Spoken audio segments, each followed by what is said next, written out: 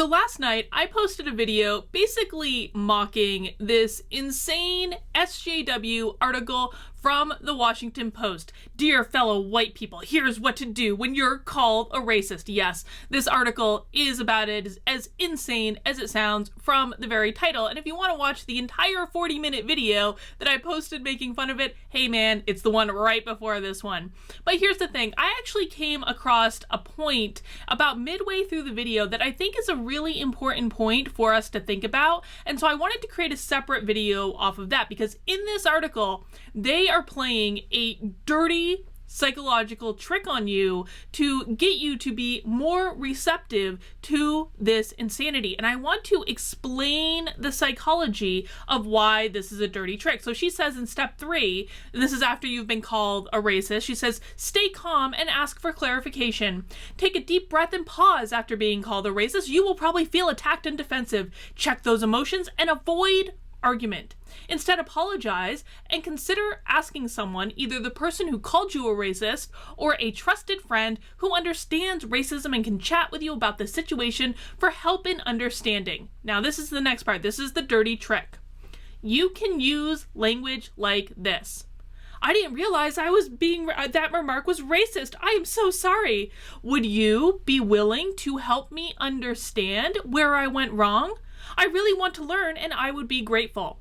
This is a dirty psychological trick, okay? It is absolute trickery, and I'm going to explain why. And in order to explain why, we are going to talk about the neuroscience of receiving feedback. This is something that I've written extensively about. We're actually going to show you a little bit of this article I wrote for Forbes about why giving feedback doesn't improve performance. I'm going to compare giving and receiving feedback at work to giving and frankly receiving education from insane SJWs on the left, because there are some parallels, and because it all has to do with how the brain works and when we're open to receiving feedback and when we are not open to receiving feedback. So we're going to talk about that, but before we get into it, 2 quick things.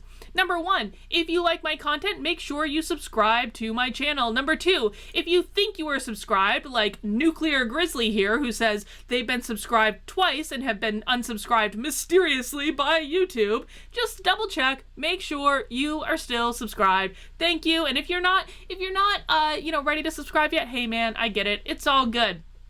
The other thing I want to say, and this is more of a fun thing, because you might notice I'm wearing a really crazy looking shawl right here. This is like crazy looking, right? So I asked you folks the other day what type of content you wanted to see from me on here, and to my utter shock, a lot of you actually said, Carlin, we want to see more of your knitting.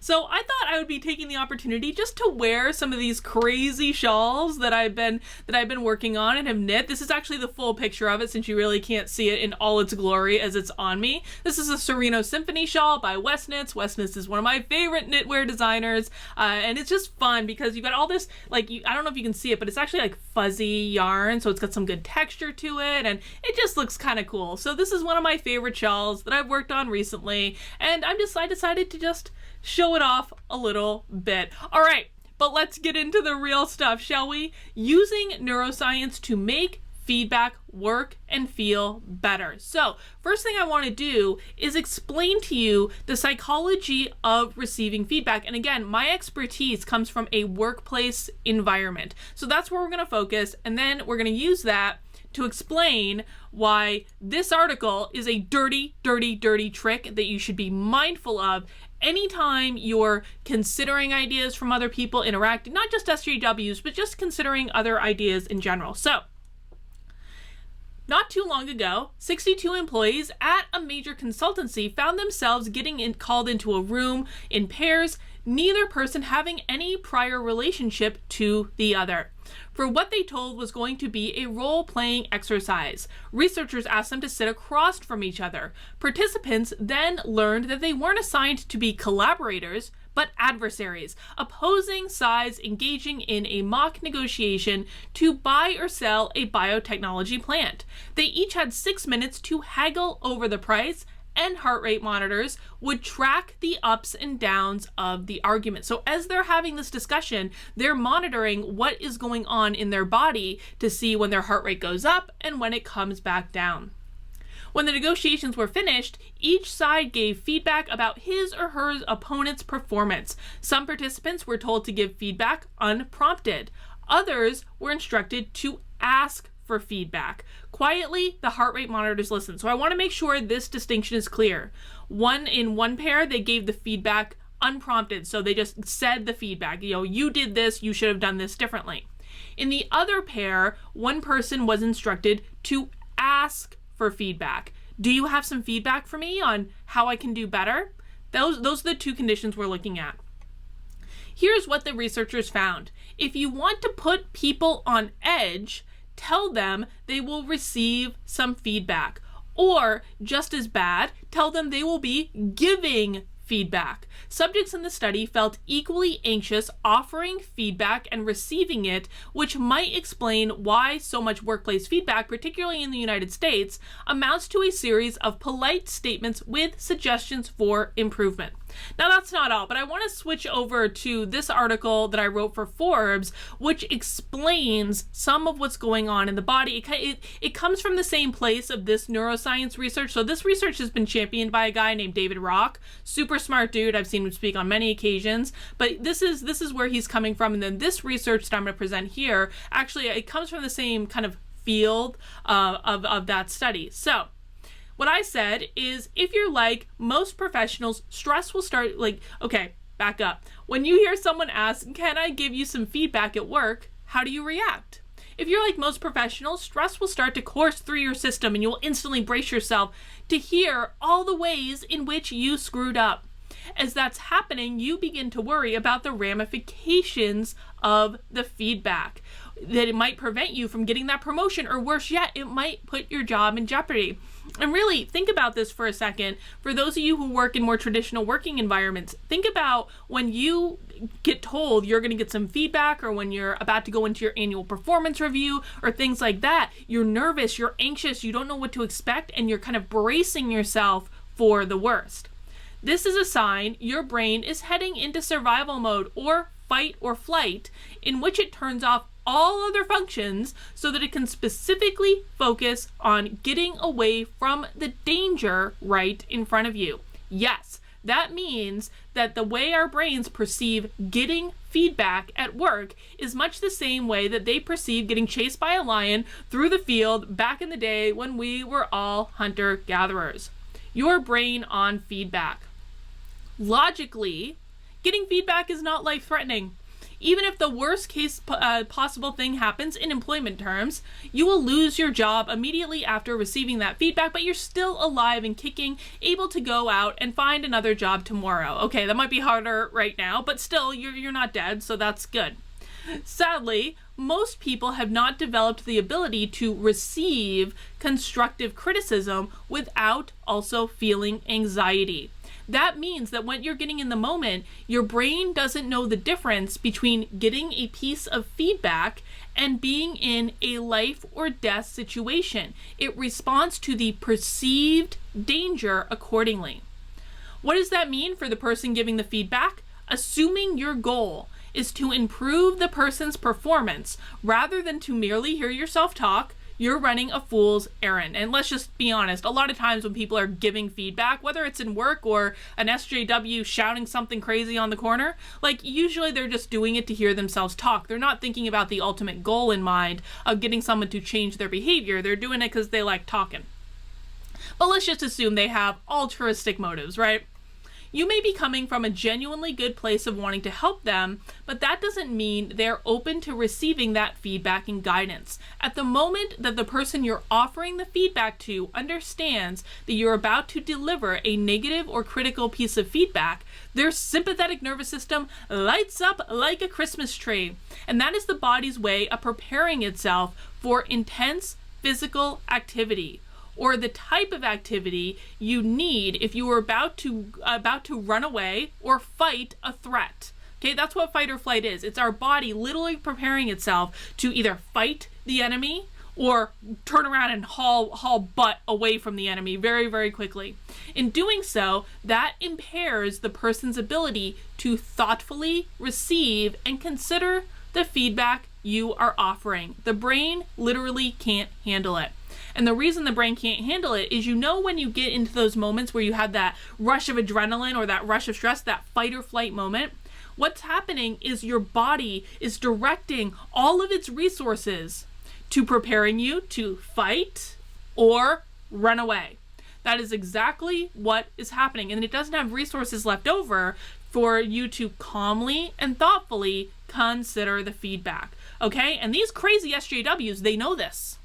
They know this. And that is why they are telling you to ask for the feedback. That's why they're telling you in step 3, stay calm and ask for clarification. That's exactly why they're doing this, because they know that you cannot be indoctrinated into their insane belief system if you're in fight or flight. And so they're like, oh, stay calm. Just consider this a chat among friends. We're really here to help you, folks. We're here to help you, but you have to ask us for the feedback. And it is the asking that makes this a dirty, dirty trick. So let's go back to this research, because we're not going to read this whole article. I'll link these up in the description below if you really want to read them.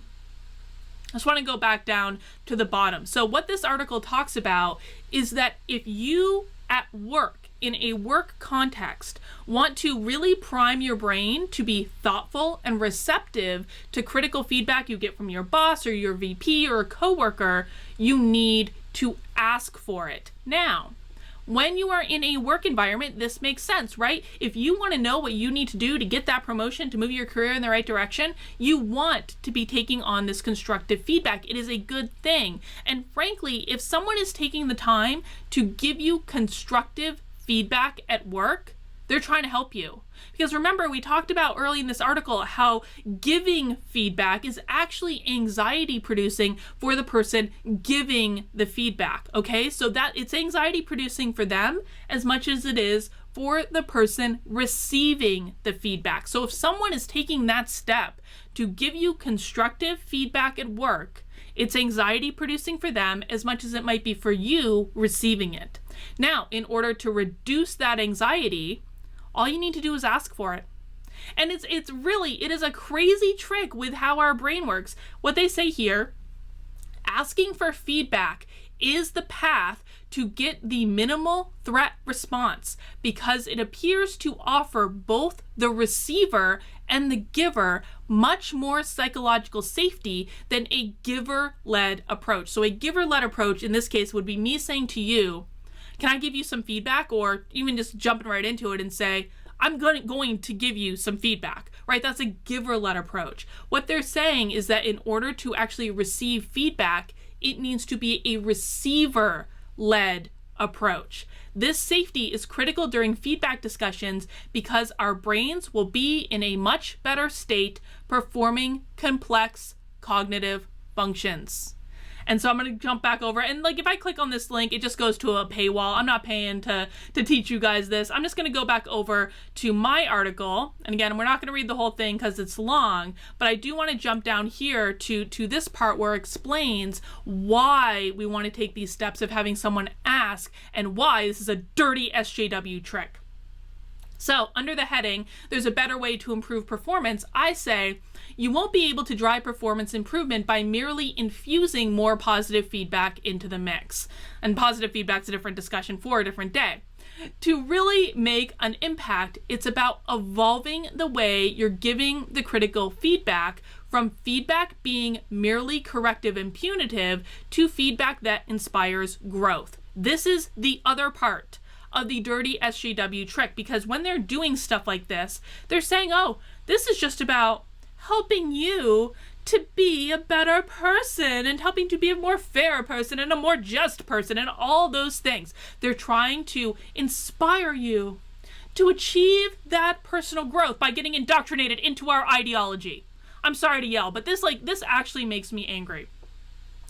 There is a difference between saying, don't do that again, and how might you do better next time? So this is the difference. Again, when we're talking about a workplace context, this is the difference between giving feedback and being a coach. So when I'm coaching people, oftentimes I just ask them a lot of questions because I'm trying to inspire them to get them to the better state at which they want to get to. You do that not by telling, but by helping them to come to their own conclusions, guiding their thought process so that they can reach their goals. Now, the difference between me coaching someone and an SJW crazy person coaching someone is that when I'm coaching someone, I don't have an agenda. I don't really care. Whatever your goal is your business. It is not my job to judge your goals. It is simply my job to help you get to your goals, to help inspire you to take action to get to your goals. That's not what these people are doing. This is not about inspiring action to get to your goals. This is about inspiring you to become indoctrinated into their system of belief. It is such a cult-like tactic. It makes me so angry. The first way so we're going back to the difference between saying don't do that again and how might you do better next time. The first way is roughly akin to the old Catholic nun hitting students on the knuckles with a ruler, while the latter is a trusted coach or mentor guiding the employee to achieve greater things. Again, in a work environment, this is okay. This is acceptable. This is good. In real life, when they're trying to get you to join a cult, it's bad. Everything can be both good and bad, folks. The world isn't black and white. Every single thing can be used for good and it can be used for evil. And it's about what you choose to use it for. Why is this shift significant? Remember that critical feedback leads to your sympathetic nervous system lighting up like that Christmas tree and sending you into that fight or flight response. However, when we focus on aspirational thoughts, the sympathetic nervous system stays nice and quiet. Instead, the parasympathetic nervous system turns on, which has precisely the opposite impact on receptivity. When we want to prime ourselves to be receptive to something, we want the parasympathetic nervous system, not the sympathetic nervous system. The parasympathetic nervous system is your friend in this regard. If the sympathetic nervous system gets us revved up for a fight, the parasympathetic nervous system calms us down and opens our mind to new possibilities and to growth. This is the state we need people to be in to receive feedback and improve their performance. This is what they're doing. They're trying to get you in a state to receive that feedback to get you to believe what they want you to believe. This is not about making your life better. This is not about creating a more fair and just society. It's not about any of those things. This is about indoctrinating you into their belief system. So, if a crazy SJW ever asked you, have you?